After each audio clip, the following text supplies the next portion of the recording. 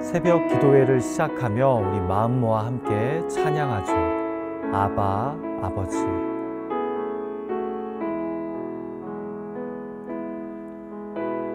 아바 아버지, 아바 아버지, 나를 안으시고 바라보시는 아바 아버지, 아바 아버지, 아바 아버지, 나를 도우시고 힘주시는 아버지. 주는 내 마음을 고치시고 볼 수 없는 상처 만지시네.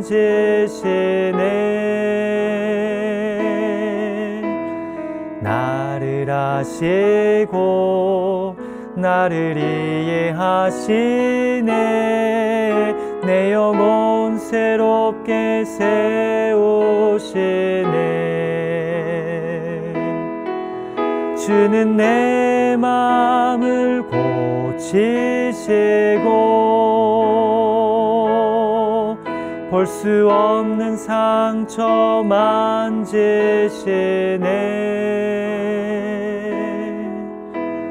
나를 아시고 나를 이해하시네. 내 영혼 새롭게 세우시네.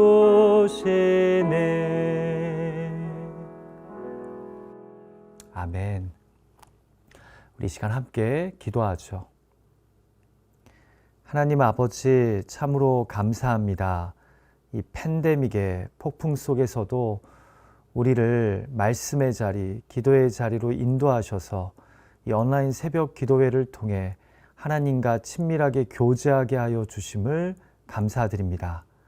오늘 이 하루가 또 이 은혜의 시간이 당연하게 우리에게 주어진 것이 아닌 하나님의 은혜요, 하나님의 섭리임을 깨닫고 오늘 이 시간 마음과 정성과 힘을 다해 이 시간에 참여할 수 있도록 성령께서 인도하여 주시옵소서.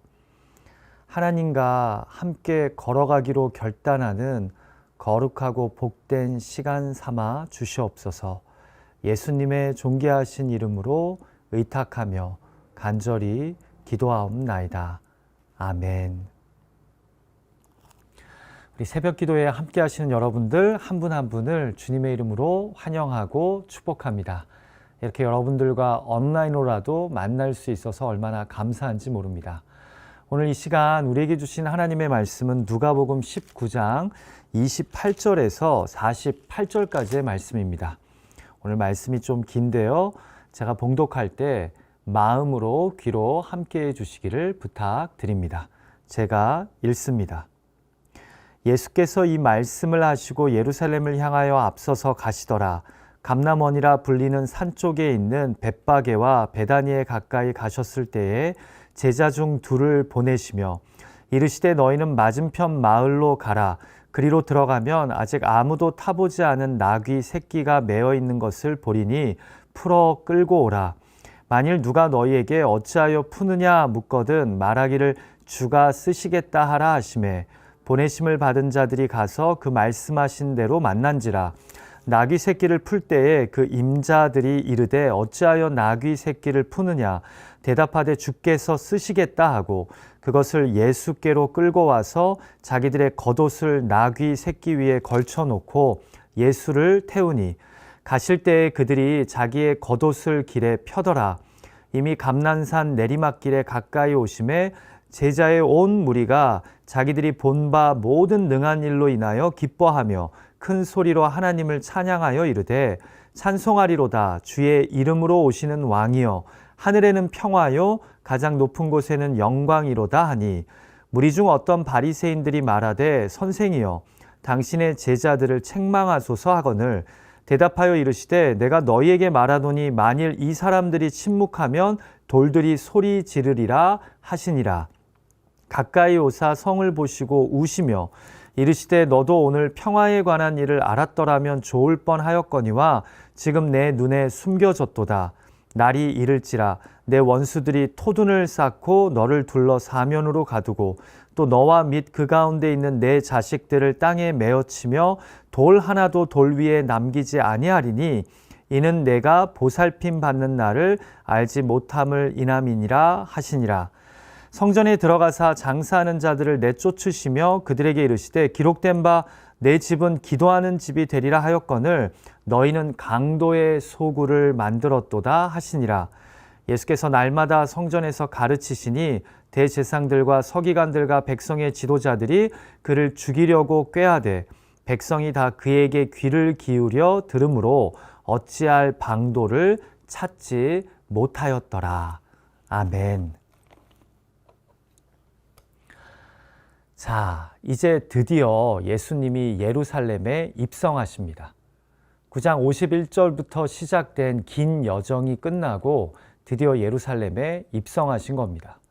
오늘 본문은 28절에서 40절까지가 예루살렘 인근 감람산의 마을에서 나귀 새끼를 구해 그 위에 올라타신 예수님이 예루살렘에 입성하시는 장면을 우리에게 보여줍니다.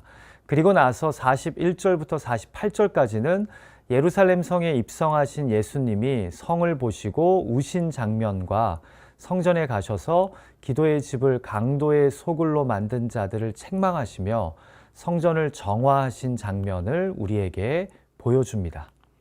크게 예루살렘 입성 직전과 입성 후 일어난 일을 우리에게 보여주는데요. 사실 이야기 중심으로 분류하자면 28절에서 36절까지가 나귀 새끼 위에 타셔서 입성하시는 예수님의 이야기를, 또 37절에서 40절까지는 예수님의 입성을 환호하는 자들을 보며 못마땅해 하는 바리새인들과 예수님의 대화가, 그리고 41절부터 44절은 예루살렘에 들어가셔서 성을 보시며 우시는 이야기, 마지막 45절에서 48절까지가 성전 정화 이야기로 구성됩니다. 그러니까 총 4개의 이야기죠. 사실 이 중에 한 이야기만을 가지고도 우리가 말씀을 상세하게 살펴볼 수 있는데요. 오늘은 좀 생각할 이야기가 많습니다. 아마도 오늘 본문 전체가 예수님이 예루살렘에 입성하신 첫날에 일어난 일이기에 이것을 다 한 본문으로 모은 것 같습니다. 자, 하나씩 살펴볼까요? 먼저 본문이 이렇게 시작됩니다.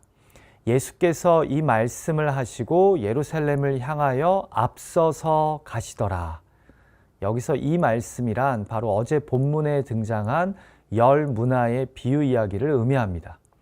곧 주인이 왕권을 받으러 가 있는 사이에 반대하는 자들과 악한 종의 실체가 드러났듯이 오직 자신들의 안위만을 생각하며 예수님의 메시아 되심을 원하지 않는 자들이 예루살렘에 있음을 아심에도 예수님이 굳굳이 예루살렘을 향해 가셨다는 겁니다. 본문을 다시 보십시오.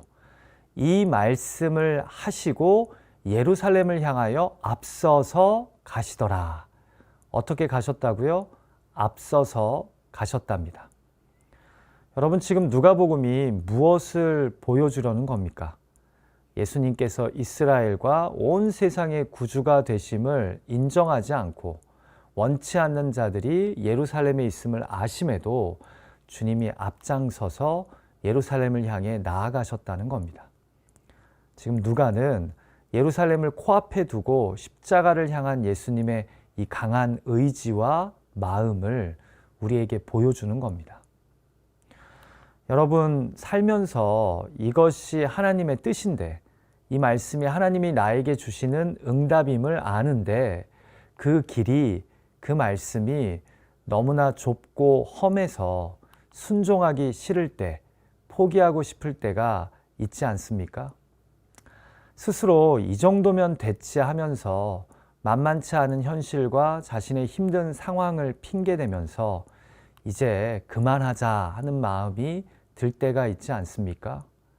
그런데 주님은 오히려 더 힘을 내십니다. 이 길이 하나님이 기뻐하시고 원하시는 길이라면 비록 좁아도 험해도 나를 거부하는 자들이 저 성 안에 많이 있어도 이 길을 앞장서서 걸어가시겠다는 겁니다. 사랑하는 기도자 여러분, 무엇이 젊은이의 신앙입니까? 나이가 젊은 사람들이 하나님을 향해 갖는 것이 젊은 신앙입니까? 아닙니다. 귀찮고 힘들고 마음이 안 맞고 하기 싫어도 그것이 하나님이 기뻐하시고 원하시는 일이라면 앞장서서 그 길을 걸어가는 것, 그것이 평생 젊은이의 신앙으로 살아가는 성도의 모습인 줄 믿습니다. 요즘 여러분의 신앙은 젊은이 신앙입니까? 아니면 겉만 젊고 속은 늙어버린 신앙입니까? 여러분, 십자가 신앙은 나이와 상관없습니다. 신앙의 연수와도 상관없습니다. 나이가 많든 적든 하나님의 말씀과 뜻을 위해 나의 십자가를 지고 예루살렘을 향해 앞장서서 나아가는 자, 그가 여전히 젊은 신앙을 가진 자입니다. 그렇게 가정과 일터, 교회와 관계 속에서 항상 십자가의 길을 앞장서서 걸어가시는 저와 여러분이 되실 수 있기를 주님의 이름으로 축복합니다. 자, 예루살렘 초입에 있는 마을 벳바게와 베다니에 이르자 이제 예수님은 제자 둘을 불러서 명령을 내리십니다. 본문 30절과 31절 말씀을 볼까요? 이르시되 너희는 맞은편 마을로 가라. 그리고 들어가면 아직 아무도 타보지 않은 나귀 새끼가 매어 있는 것을 보리니 풀어 끌고 오라. 만일 누가 너희에게 어찌하여 푸느냐 묻거든 말하기를 주가 쓰시겠다 하라 하시매. 우리는 보통 본문을 묵상할 때 이 예수님의 황당한 명령에도 불구하고 무조건적으로 따른 두 제자나 아니면 나귀 새끼를 거리낌 없이 내어준 주인의 순종에 더 큰 관심을 갖습니다. 그러나 이미 갈릴리와 사마리아, 유대 땅에서 나사렛 예수를 모르는 자가 없을 만큼 큰 인기와 명성, 권위를 얻고 있는 예수님이 나귀 새끼를 달라고 할 때 지역 주민이 이를 영광스럽게 사용하도록 허락한 것은 그리 놀라운 일은 아닙니다. 복음서의 관점에서 볼 때 오히려 중요한 것은 이들의 순종보다 이제 예루살렘에 입성하려는 예수님이 왕이나 장군이 타는 준마가 아니라 초라한 나귀 새끼 위에 타셔서 입성하셨다는 점입니다. 제가 아주 어렸을 때 본 예수님 영화 중에요, 오늘 본문을 배경으로 하는 장면이 있었는데요. 제가 보면서 솔직히 이 모양새가 나지 않더라고요. 사람들이 다 환호하는데 예수님이 어린 나귀 위에 몸이 기우뚱기우뚱 흔들리시면서 입성하는데요. 어린 나이에 보면서도 이건 좀 모양새가 영 아니다라는 생각이 들더라고요. 사랑하는 기도자 여러분, 그럼에도 왜 왕 같아 보이시지 않게 어린 나귀 새끼를 타시고 예수님이 입성하신 것일까요? 바로 메시아는 정치적인 군주가 아니라 겸손한 구원의 왕이시기 때문입니다. 구원의 왕은 군림이 아닌 섬김으로, 혁명이 아닌 죽음을 통해 이 땅에 평화를 이루고 하나님의 나라를 세우기 때문입니다. 그리고 이것이 구약 스가랴서 9장 8절에 이미 예언되어 있었습니다. 시온에 따라 크게 기뻐할지어다. 예루살렘에 따라 즐거이 부를지어다. 보라, 내 왕이 내게 임하시나니 그는 공의로우시며 구원을 베푸시며 겸손하여서 나귀를 타시나니 나귀의 작은 것 곧 나귀 새끼니라. 자, 스가랴서에 예언된 메시아는 어떤 메시아입니까? 구원을 베푸시는 겸손한 왕이십니다. 그래서 그냥 나귀도 아닌 어린 나귀 위에 타시는 분입니다. 사랑하는 기도자 여러분, 목회를 하면 할수록 깨닫는 것이 하나 있습니다. 건강한 크리스천 공동체에서 목사의 권위는요, 결코 카리스마나 강한 리더십에서 나오지 않습니다. 겸손과 섬김, 그리고 하나님의 말씀을 온전하게 전하는 데서 나옵니다. 그런데요, 세상의 리더십은 우리에게 그렇지 않다고 이야기합니다. 고도의 정치술과 당근과 책찍이 필요하답니다. 전략이 필요하답니다. 비즈니스 세계와 상하 관계에서는 그런 리더십이 먹히는지 모르지만 교회 공동체에서는 그런 식으로 운영되지도 않고 또 그렇게 되어서도 안 됩니다. 그래서 우리에게 진정 필요한 것은 나귀 새끼를 타고 오신 겸손하신 예수님입니다. 이 사순절 기간 나는 다른 사람들과의 관계 속에서 준말을 탄 군림하는 왕의 모습으로 사람들을 대하지는 않는지, 아니면 어린 나귀 새끼를 타고 겸손히 섬기는 왕의 모습으로 사람들과 관계하는지 스스로를 돌아볼 수 있는 저와 여러분이 되었으면 합니다. 사랑하는 기도자 여러분, 결국은 겸손한 섬김이 힘으로 군림하는 자를 이깁니다. 자, 이제 예수님이 나귀 새끼를 타시고 감난산에서 예루살렘을 향해 나아가셔서 입성하십니다. 자, 그런데 이때 어떤 일이 벌어집니까? 사람들이 환호하며 자신들의 옷을 벗어 예수님이 입성하시는 길가에 펴놓습니다. 이것은 당시 로마 시대에서 통치자나 군주가 자신들의 마을이나 성에 도착할 때 경의를 표하는 방식이었는데요.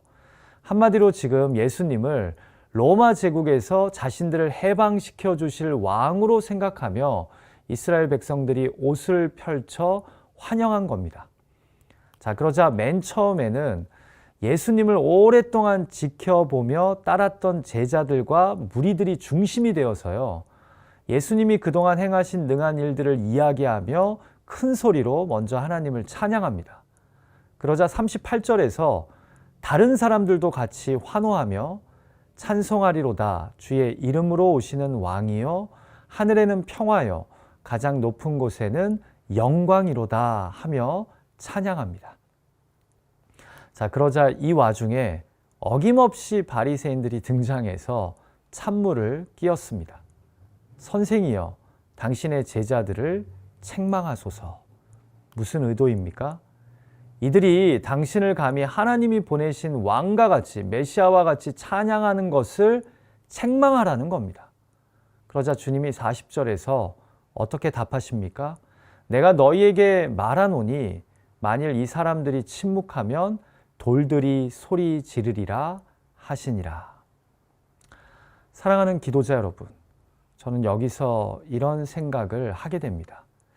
이렇게나 예수님을 환호와 기쁨 속에 찬양하며 하늘의 평화를 이 땅에 가져올 메시아로 영접한 자들이 어떻게 불과 5일이 지난 후에 예수님을 십자가에 못 박으라고 그렇게나 쉽게 분노하고 저주할 수 있을까요?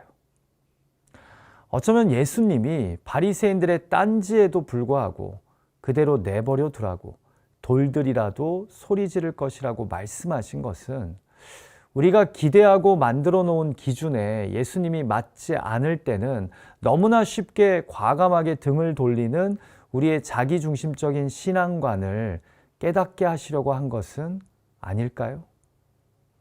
신약학자 탐 라이트의 글을 읽어드립니다. 예수님과 함께 예루살렘에 도착하는 동안 우리를 압박해오는 질문이 있다. 우리는 예수님이 우리의 소망과 기대를 성취해 주시리라고 기대하면서 여행을 따라가고 있는가? 혹시나 예수님이 우리가 원하는 대로 해주시는 것처럼 보일 때만 흔쾌히 찬양 노래를 부르지는 않는가? 우리가 일평생 걷는 먼지 나는 긴 여행길은 우선 예수님을 따르는 동기를 가려낼 수 있는 충분한 시간을 준다. 우리는 그분 안에서 길에다 겉옷을 펼치는 보기 좋고 화려한 일만 하고 있지 않는가? 아니면 고통과 논쟁, 시련과 죽음에까지 그분을 따라가는가?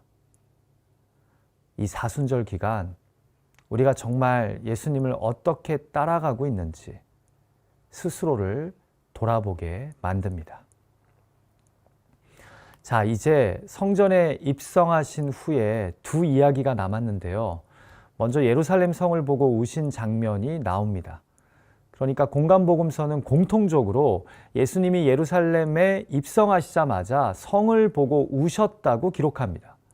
왜 우셨을까요?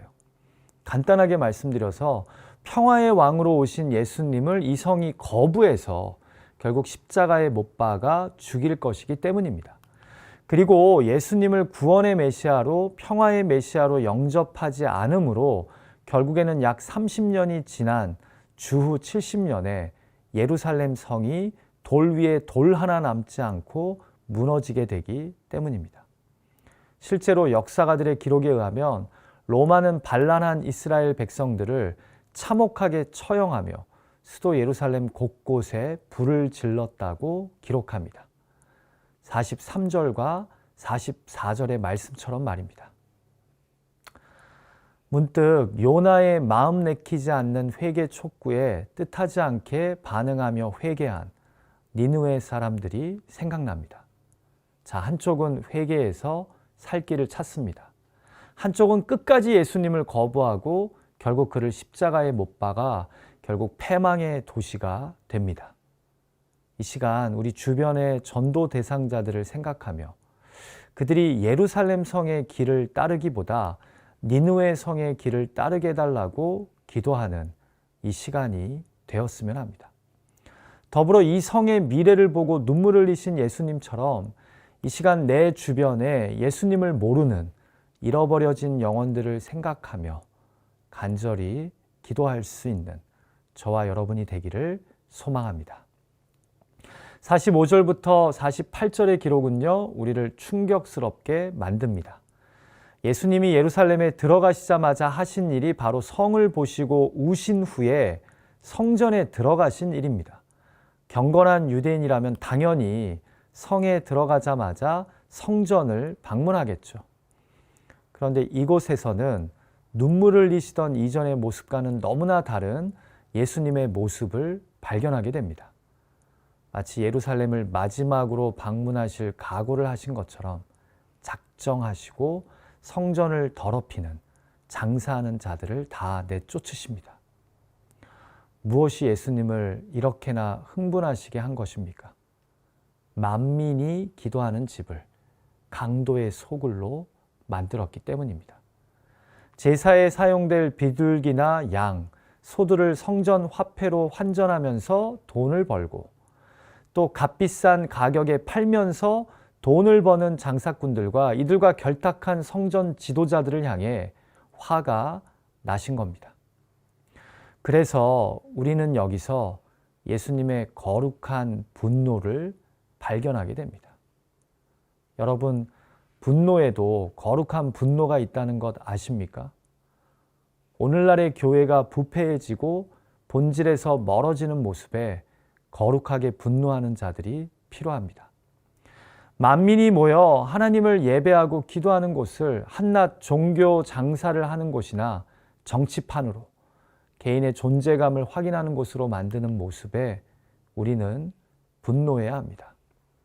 교회를 교회되게, 예배를 예배답지 못하게 하는 온갖 비본질적인 다툼과 분열에 우리는 거룩하게 분노해야 합니다. 예수 그리스도의 복음보다 다른 것, 만몬과 그리고 자기 명예를 위해 교회를 더럽히는 자들의 모습을 보면서 우리는 거룩하게 분노해야 합니다. 이것이 또한 주님과 함께 십자가의 길을 걷고자 하는 우리가 회복해야 될 성도의 사명이 아닐까요? 같이 기도하죠. 하나님 아버지, 오늘 예루살렘 성에 입성하시는 예수님의 모습을 통해 우리 스스로의 모습을 돌아보게 하여 주심을 감사드립니다. 때로는 우리 믿음의 길이 좁고 험해도 그것이 하나님의 뜻이라면, 하나님이 기뻐하시는 것이라면 항상 젊은 신앙을 가지고 끝까지 예루살렘을 향해 앞장서서 나아가는 우리가 되게 하여 주시옵소서. 하나님, 우리가 다른 사람들과 관계할 때 특별히 일터에서 혹시나 군림하는 왕의 모습으로 사람들을 대하지는 않습니까? 준말을 탄 다스리는 왕의 모습으로 사람들을 컨트롤하려고 하지는 않습니까? 어린 나귀 새끼를 타고 오신 겸손하신 섬김의 예수님을 묵상하며 우리가 관계하는 자들에게도 예수님의 그 겸손한 섬김의 리더십을 보여줄 수 있는 우리가 되게 하여 주시옵소서. 하나님, 우리가 예수님이 우리에게 우리가 원하는 그런 모습을 보여줄 때만 예수님을 환호하고 예수님이 우리가 원하지 않는 모습을 보여주실 때는 불순종하는 자들은 아닙니까? 끝까지 예수님과 함께 믿음의 길을 순전하게 걸어가는 우리가 되게 하여 주시고 우리 주변에 주님 모르는 영혼들을 보며 주님이 멸망할 예루살렘 성을 보시고 눈물을 흘리신 것처럼 그들에게 그리스도의 복음을 전하고 참된 성도의 삶을 나눌 수 있도록 우리를 사용하여 주시옵소서. 오늘 주신 말씀을 가지고 기도할 때 개인의 의탁의 제목들을 하나님께 아랠 때 하나님 우리의 기도를 들으시고 구한 것보다 더 선하고 온전하고 충만하게 응답하여 주실 것을 믿습니다. 예수님의 존귀하신 이름으로 의탁하며 간절히 기도하옵나이다. 아멘. 하늘에 계신 우리 아버지여, 이름이 거룩히 여김을 받으시오며 나라가 임하옵시며 뜻이 하늘에서 이루어진 것 같이 땅에서도 이루어지이다. 오늘날 우리에게 일용할 양식을 주옵시고 우리가 우리에게 죄 지은 자를 사하여 준 것 같이 우리의 죄를 사하여 주옵시고 우리를 시험에 들게 하지 마옵시고 다만 악에서 구하옵소서. 대개 나라와 권세와 영광이 아버지께 영원히 있사옵나이다. 아멘. 여러분 잠깐이라도 오늘 주신 말씀 붙잡고 또 개인의 기도의 제목들 가지고 하나님께 기도하는 시간을 꼭 가지셨으면 합니다. 여러분 오늘 하루도 하나님과 함께 걸었던 에녹처럼 믿음의 길을 주님과 함께 걸어가시는 저와 여러분이 되었으면 합니다. 여러분 이제 곧 다시 만나 예배할 날이 가까이 다가오고 있는데요. 사랑하고 축복합니다. 오늘 하루도 믿음의 길을 잘 걸어가시기를 소망합니다.